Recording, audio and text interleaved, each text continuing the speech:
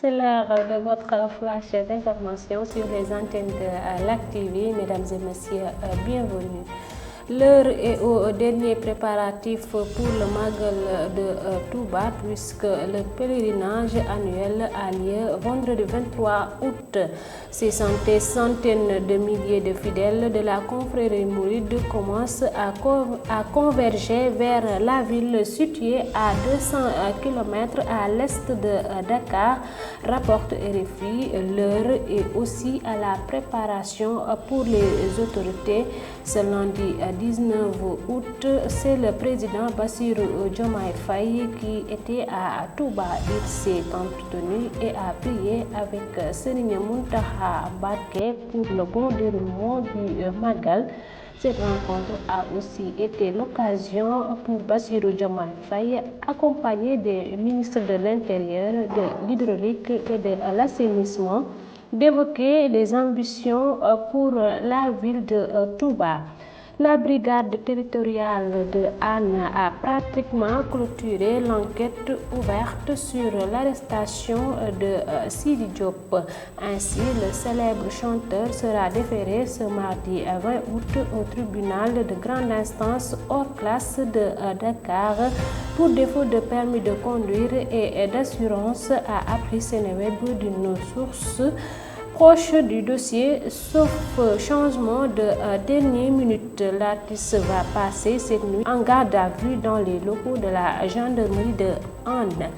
Face aux enquêteurs, Sidi Diop n'a pas présenté un permis de conduire alors qu'il a été interpellé ce lundi matin au moment où il était au volant de son véhicule lors d'un contrôle routier.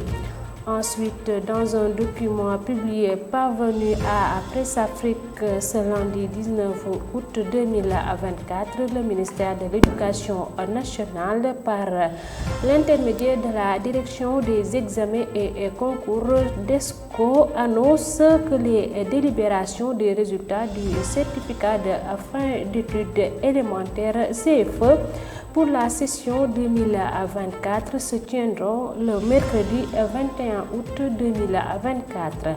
Après 3 mois de vacances, les élèves du Sénégal retrouveront le chemin de l'école le 7 octobre 2024 à 8 h pour le corps, les enseignants et le personnel administratif. La rentrée est prévue le 3 octobre à 8 h, informe Seneweb. Et on termine avec le journaliste Mamadou Ibra Kane qui s'est présenté à la sûreté urbaine de Dakar en réponse à une convocation suite à une plainte déposée par l'homme d'affaires Abdoulaye Sylla, son associé au sein du groupe E-Media. Après son audition, Kane a partagé sur les réseaux sociaux visités par Sénégo que tout s'était bien déroulé et qu'il était rentré bien chez lui. Pour rappel, Abdoulaye Sylla a porté plainte contre Mamadou Ibra Kane et Alassane Samba Diop pour des accusations présumées d'abus de biens sociaux dans le cadre de la gestion du groupe de presse E-Media Invest. Cette plainte fait suite à des soupçons concernant la gestion financière de l'entreprise, notamment la création d'un compte courant de plus de 800 millions de francs CFA au profit des médias. Rédacteur, somme que Abdoulaye Sylla estime avoir été utilisé à des fins personnelles par les dirigeants du groupe. C'était tout pour votre flash d'information. Merci de vous informer sur nos antennes. Au revoir.